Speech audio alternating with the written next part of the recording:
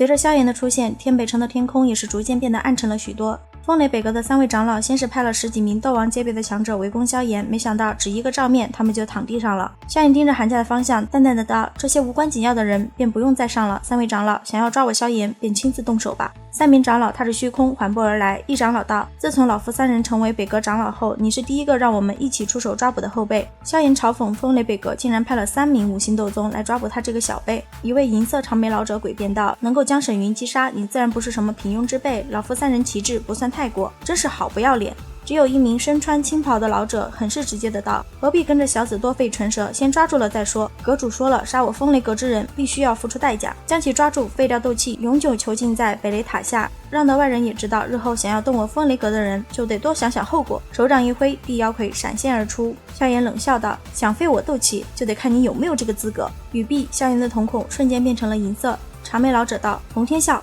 傀儡交给你。”一人影从远处闪掠而来。雷长老放心便是，这场大战结束，这傀儡都不会插手你们之间的战斗。在洪天笑刚刚出现之后，韩家之内突然也是闪出一道身影。长眉老者冷喝道：“韩非，你若是敢插手今日的战斗，老夫敢跟你保证，韩家必毁。”韩非的身影陡然停顿，双拳紧握的他内心十分的挣扎。萧炎却是突然出声道：“韩老先生，这是我与风雷北阁之间的事，你便不要插手吧。”韩非深吸了一口气，抬起头，对着萧炎郑重异常的行了一礼后道：“萧炎兄弟，韩家有幸能结交于你，乃是大幸之事。”随后目光狰狞地扫了风雷北阁3位长老一眼，带着满腔的怒火，转身落入了韩家。韩非一走，长眉长老就命风雷北阁的天罡堂结9天雷狱阵。这9天雷狱阵是风雷北阁的护阁大阵，由23位斗皇强者以及46位斗王强者所结，再由3名长老作为阵眼，一长老主阵，另外2名负责将体内所有斗气都灌注进雷云之内。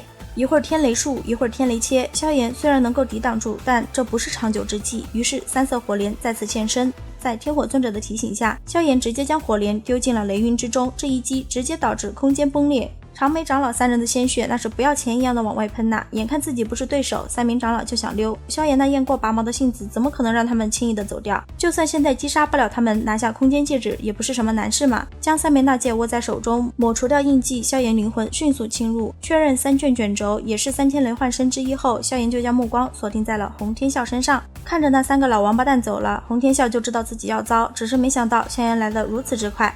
洪天笑赶忙求饶，表示自己愿意赔偿，实际却是想等萧炎秘法失效的时候。萧炎也是碍眼，假意心动后配合地妖魁猛然出手。洪天笑怒骂道：“萧炎，你这个混蛋，居然敢诈老夫！”与此同时，地妖魁已经将洪天笑的4肢锁住。洪天笑当即就想学沈云自爆，而吃过一次亏的萧炎早就有了防备，一爪洞穿了他的心脏，绝了他的念想，随后抓出他的灵魂。洪天笑恨极了萧炎，当即又要自爆灵魂，然而借助了天火尊者力量的萧炎，灵魂力量远比洪天笑高上许多，仅一次灵魂之力的对撞，洪天笑灵魂之内的神智就被撞得消散许多。萧炎乘胜追击，用灵魂之力以最快速最野蛮的方式闯进了他的身体，抹除了他的神智。一个5星斗宗的灵魂以及躯体，若是再弄一枚7阶魔核的话，又是能够炼制一具傀儡，简直不要太香啊。瞥了一眼韩家后，萧炎就假装自己离开了，实际却是悄悄出现在韩月与韩雪的院内。日后想必那风雷北阁也不会再拿韩家要挟，只要韩家不要对外说起我的存在，应该便是能够相安无事。听到萧炎的声音，二女皆是一愣，转过头，韩雪白着脸道：“你这次走了就不会再回来了吧？”萧炎如实说道：“我已经得罪了风雷阁，与你们有纠葛，只会令得今日之事再度重发。等日后什么时候我有了不惧风雷北阁的实力后，再来韩家一叙，希望到时候别撵我走便好。”韩雪低着头没接话，韩月却是道：“萧炎，谢谢你了，你的这份恩情，韩家会铭记在心。”萧炎笑了笑道：“韩月学姐客气了，我只是解决了一下我自己弄出来的麻烦而已，请带我跟韩冲大哥他们告辞，后会有期了。”望着那逐渐消失的萧炎，韩雪终于是忍不住扑到韩月怀中哭了出来。天北城之外的几百里处，时效刚到，天火尊者就出声提醒萧炎赶紧疗伤。另外，日后若非关键时刻，还是少借用他的灵魂力量，因为他发现每一次萧炎借用了他的力量后，都会在体内遗留下一点灵魂残印，这东西一旦多了的话，就会导致萧炎的身体跟自身灵魂产生抗拒性，到时候灵魂不能与肉体完美融合，会出大事的。萧炎虽然不明白为什么自己以前借用药老的力量就没有事，但还是将天火尊者的话记在了心里。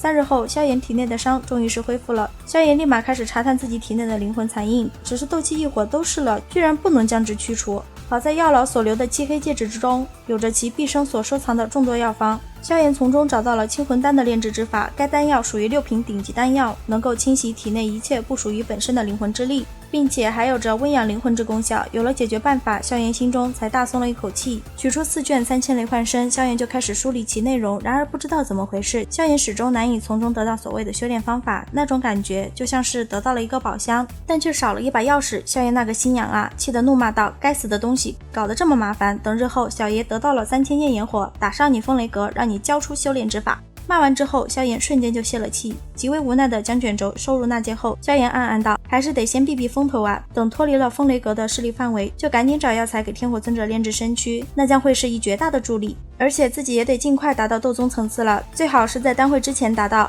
明确了方向的萧炎又动力满满的开始行动啦。萧炎决定先在化古城搞一份北域的地图，再者看看能不能遇到炼制清魂丹所需要的那些药材，还有就是打探一下情报。一切都进行得很顺利，不仅买到了地图，将炼制清魂丹所需要的水莲子搞到了手，萧炎还得知了天目山脉有一天山血潭，能够助斗皇巅峰的强者突破至斗宗层次的消息。正想在客栈的2楼探听点别的消息的时候，一银色人影一屁股坐到了萧炎的对面。与此同时，天火尊者凝重的声音响起：“萧炎，小心一些，此人实力极为恐怖。”萧炎心里一惊，面上却是不动声色。饮完杯中酒，萧炎就欲离开，没成想那银色人影突然朗声笑道：“你连风雷北阁3位长老布下的9天雷狱阵都不怕，难道还怕我不成？”萧炎目光盯着对面的银色人影，缓缓道：“你究竟是什么人？想要做什么？”那人道：“老夫天雷子是为了3000雷幻身而来。”周围的吃瓜群众都惊呆了，居然在这里见到了风雷北阁阁主废天本人。萧炎一听此人来路，反手就是一尺，结果被废天一道雷芒弹开。萧炎又甩了一团碧绿火焰后，才抵消了雷芒。见此情况，萧炎转身化为一道流光，咻的一声便是射出了城外。见到萧炎逃跑，银袍男子却是并未着急追赶，而是淡淡的道：“对待老人家，你这样也太没礼貌了点。”之后喝完杯中之酒，才起身追了上去。这边萧炎正在边跑边费解自己什么时候暴露了行踪的时候，废天已经在他前进路线的前方等着他了。两人再见之时，萧炎直接倒吸了一口气，好快。萧炎问道：“是不是将3000雷幻身交出来，废天就会放他走？”废天却表示自己还想要萧炎那能够融合异火的功法，这可就踩到萧炎的底线了。焚诀是他修炼的最大倚仗，这老家伙要抢焚诀，那几乎就是在抢他的命。废天见萧炎阴沉着脸不说话，又道：“老夫知道你身上有一个极为强横的灵魂体，今天若是有实体的他，老夫也就退去了，可惜他如今只是个灵魂体。”此话一出，天火尊者就炸了呀，立马从戒指里跳出去道：“好大的口气，若是老夫是实体的话，现在你还有胆在我面前出现？”废天却是冷笑道：“好汉不提当年勇，不管你生前何等风光，但现在只是一具灵魂体而已，如今的你护不住他。”天火尊者顿时被气笑了，扭头就对着萧炎道：“你先走，我来拦住他，不必担心，我那枚纳戒上有我所下的灵魂印记，待会儿我自有办法摆脱他。”话都说到这里了，萧炎再犹豫就有些矫情了，狠狠地点了点头后，萧炎转身就跑，废天抬脚就欲追，结果被天火尊者一把拦下，长剑与雷枪的对决就此展开。20分钟后，天火尊者从扭曲的空间中走出，萧炎看着眼前变淡了许多的天火尊者，十分清楚，在这20分钟内，两人展开了多么激烈的战斗。天火尊者催促萧炎快走，萧炎却是突然想到了废天能够如此准确找到自己的原因，手掌一招，4卷银色卷轴就出现在萧炎手中。片刻后，萧炎一咬牙，就将卷轴分为4个方向甩了出去。老王八蛋，我现在看你还怎么追！不远处的山脉上空，废天察觉到那4灵魂之中的感应分裂成了4道，并且各自朝着不同方向飞掠而去后，脸色变得非常阴沉。轻吸了一口气，废天森然道：“小子，你若是以为使用这等雕虫小技，便是能将我废天甩开，恐怕倒是小看了本座。”话音一落，废天手印猛地一动，一个与废天一模一样的人出现了，正是3000雷幻身。废天让分身去追萧炎，自己则负责追回卷轴。也不知道分身是怎么做到的，他很快就追上了萧炎。萧炎看到废天追来了就很慌，但天火尊者的提醒让他反应过来，这只是分身，分身的目的肯定就是拖延时间等本尊到来。于是萧炎急忙冲着天火尊者道：“药老先生，快一些，他只是分身，若是等到本尊赶来，就真是逃不掉了。”天火尊者一听，立马加大了火力，没想到正是这一举动让萧炎发现了分身的秘密，这分身乃是灵魂所凝。说到灵魂，怎么能忘了陨落心炎呢？萧炎立马让天火尊者将力量借予自己。天火尊者虽然有些纳闷，你小子能比我还强，但还是选择相信了萧炎。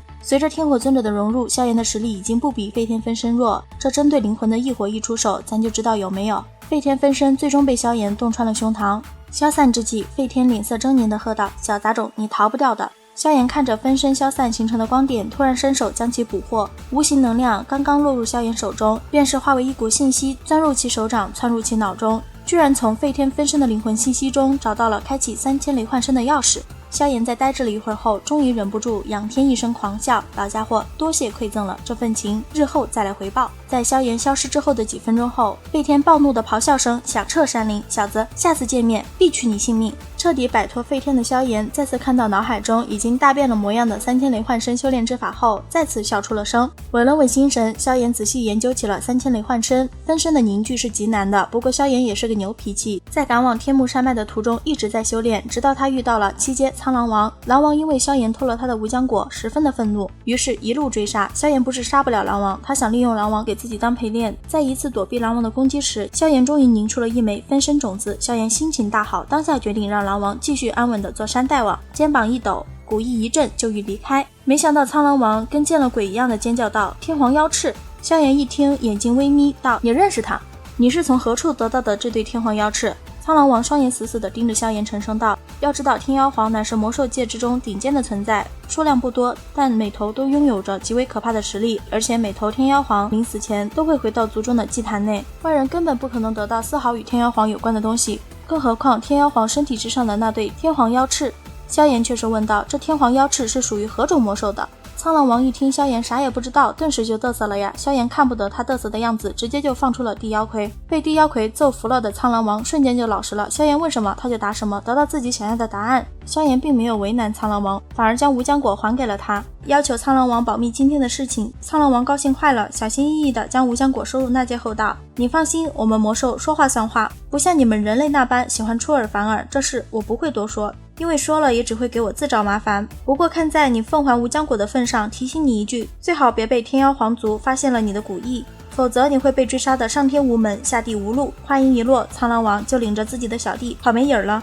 偏过头看了一眼背后的古意，萧炎有些无奈。当天夜里，萧炎正在研究怎么锤炼自己的分身。按照修炼之法所说，若是凝出了分身，则是需要将风雷之力逐渐融入分身之内，以这风雷之力遮掩分身的灵魂波动。如此一来，既是防护，又能遮掩灵魂之秘。可萧炎到哪里去找风雷之力嘛？正头秃的时候，天火尊者恨铁不成钢的道：“笨蛋，谁说一定要用风雷之力啦？这只不过是一种锤炼方式而已，使用其他能量依旧可行。你体内的异火比起那风雷之力强横了不知道多少倍，特别是陨落心炎，你若是能够将它融入分身之内，到日后即便是遇见了什么能够克制灵魂的奇异能量，也是能够丝毫不惧。如此一来，灵魂分身唯一的缺陷便是被你弥补，这般威力比那废天的分身不知道强了多少。”萧炎一听是这个理儿，立马在天火尊者的指导下锤炼起了分身。之后的路程里就只剩赶路和锤炼喽。距天幕山脉的不远处，萧炎第一次看见了七彩灵鹤上的凤小姐，此女名为凤青儿，是风雷阁东阁阁主亲收的关门弟子，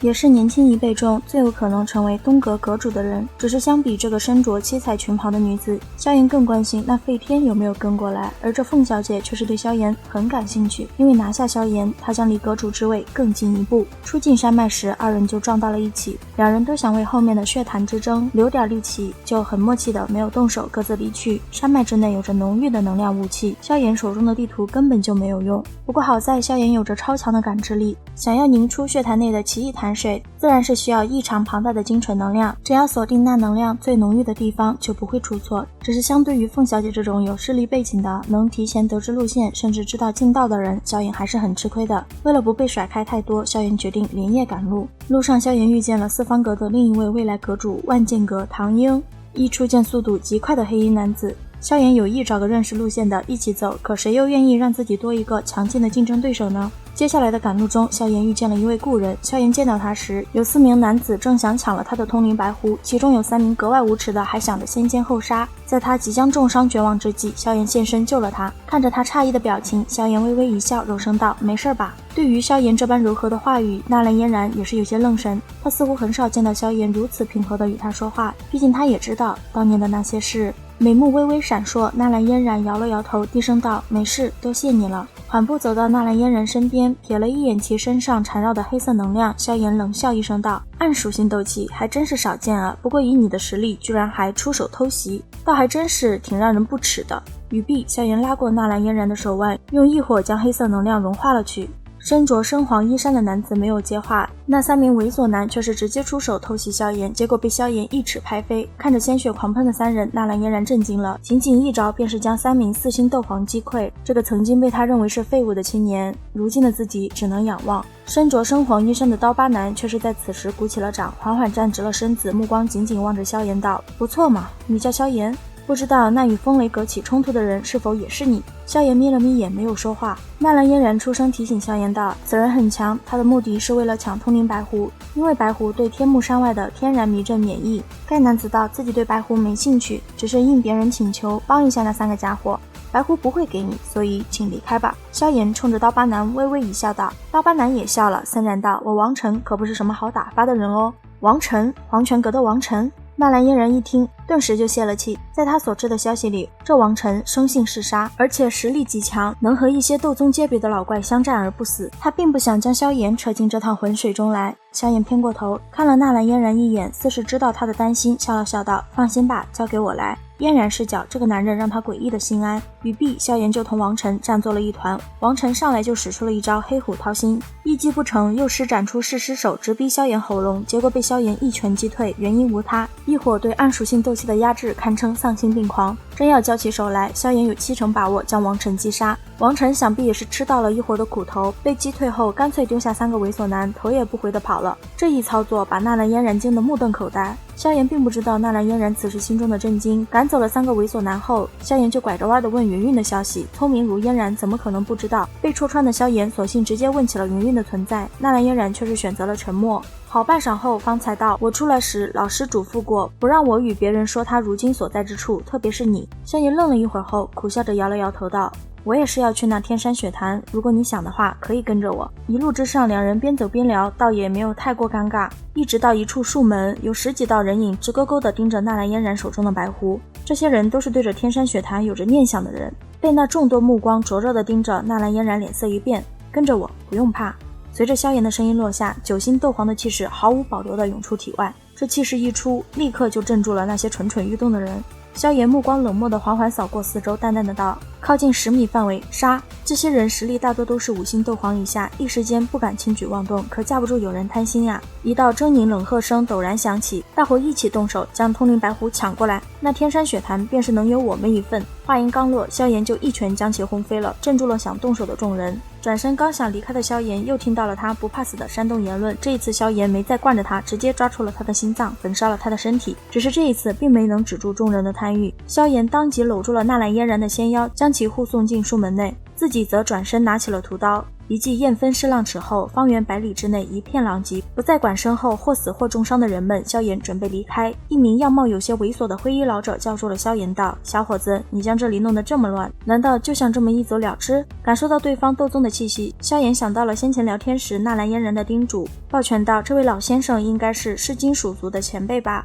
灰衣老者一听，顿时笑眯眯的道：小家伙眼光还不错嘛。萧炎笑了笑道：晚辈萧炎将这里弄成这般模样，倒是小子莽撞了，还望老先生勿要见怪。语毕，萧炎递了一瓶气修丹给老者。气修丹属于5品等级的消耗性丹药，对于斗皇甚至斗宗都是有着一些加速恢复斗气的效果。要知道，丹药对于魔兽强者来说是非常珍惜的，因为炼药师可以说是只有人类才具有。萧炎这一送就送到了老者的心坎上呀。灰衣老者舔了舔嘴唇，嘿嘿一笑道：小家伙，第一眼看见你的时候我就觉得你很顺眼。之后毫不客气地从萧炎手中接过玉瓶，挥了挥手又道：没事儿，这地方我会让人收拾的，小家伙不用担心，至于这些烦人的东西我也会帮你清理一下。萧炎含笑点头，对着灰袍老者抱拳躬声道：既然如此，那便多谢老先生了。灰衣老者嘿嘿一笑道：老夫筋骨，别叫什么老先生了，你是炼药师吧？这种气味寻常人可是不曾具备的。萧炎迟疑了一下后轻点了点头，见到萧炎点头，筋骨眼中顿时掠过些许奇异光芒，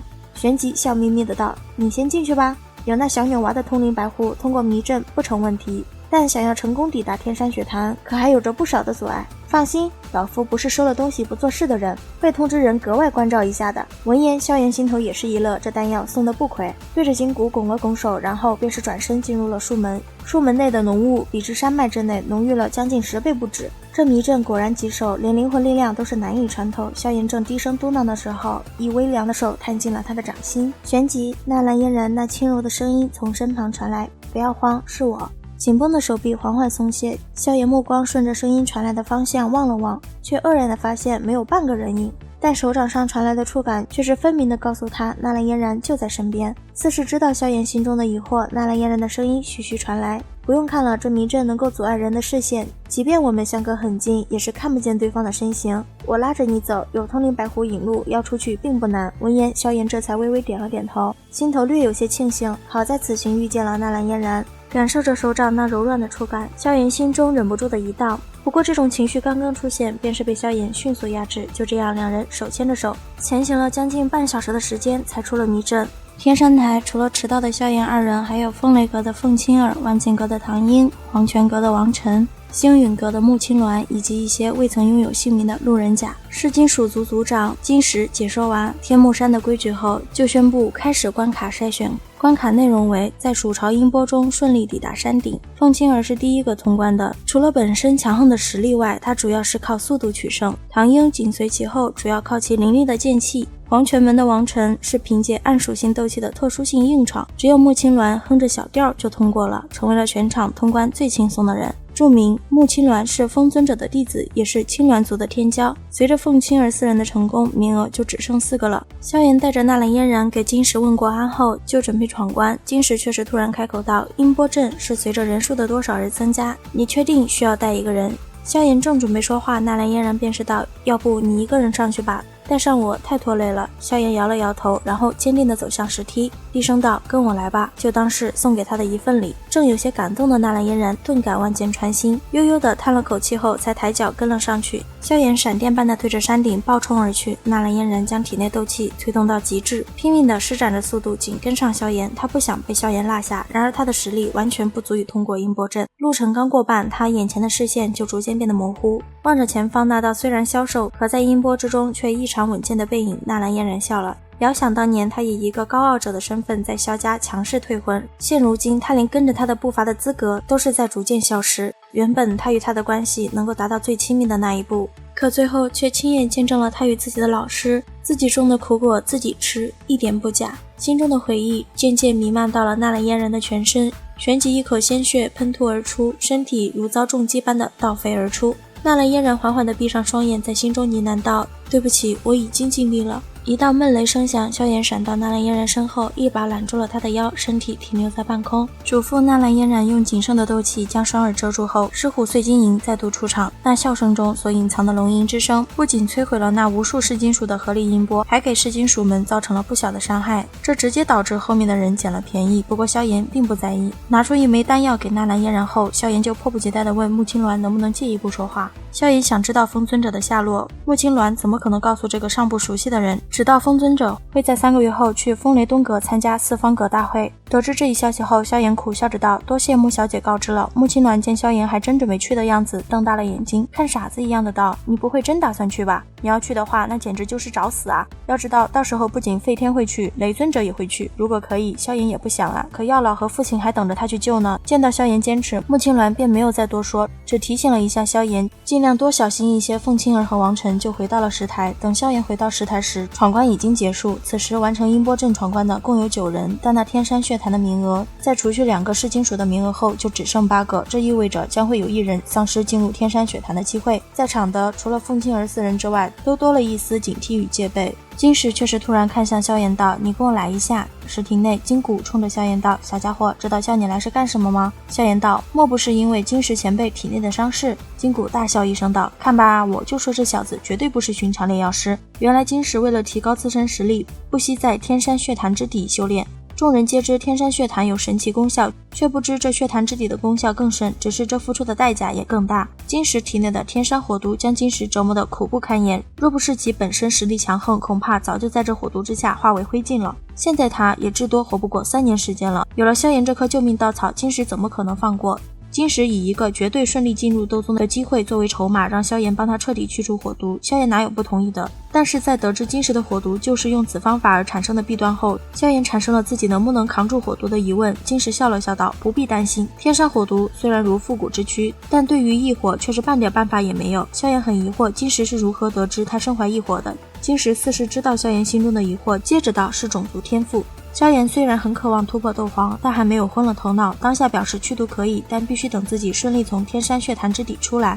金石也怕萧炎得了力量不给他医呀，两人又是一阵唇枪舌战，最终萧炎获得了胜利，拿到了通过噬金属族布下的空间捷径的钥匙，一枚暗金色的杵头骨。萧炎这边刚回到石台，就听到众人要求纳兰嫣然自动退出。纳兰嫣然自然是不同意的，是萧炎辛苦将自己带到了这里，除了萧炎没人可以让他自动退出。一白衣男子冷笑着嘲讽纳兰嫣然为了天山血潭成为别人的痉挛，任人玩弄。纳兰嫣然气炸了，刚想有所动作，萧炎出声道：“你认为他退出比较好？”白衣男有些心虚，但还是硬着头皮打是。萧炎一拳砸在了他的胸口上，让他再没有力气爬起来。萧炎淡漠着望着那道身影，缓缓道：“现在只有8个人了。”这一下直接镇住了全场。凤青儿讽刺萧炎好手段，结果被萧炎怼到开不了口。见凤青儿没再瞎逼逼，萧炎缓步走到纳兰嫣然身旁，笑着道：“没什么事吧？”怔怔地望着那张微笑的脸。纳兰嫣然突然鼻子一酸，这种被呵护的感觉，她本来能享受一辈子的，她是真的后悔了。正想开口说话时，血潭出现了，现在便是进入天山血潭的最佳时期，动身吧！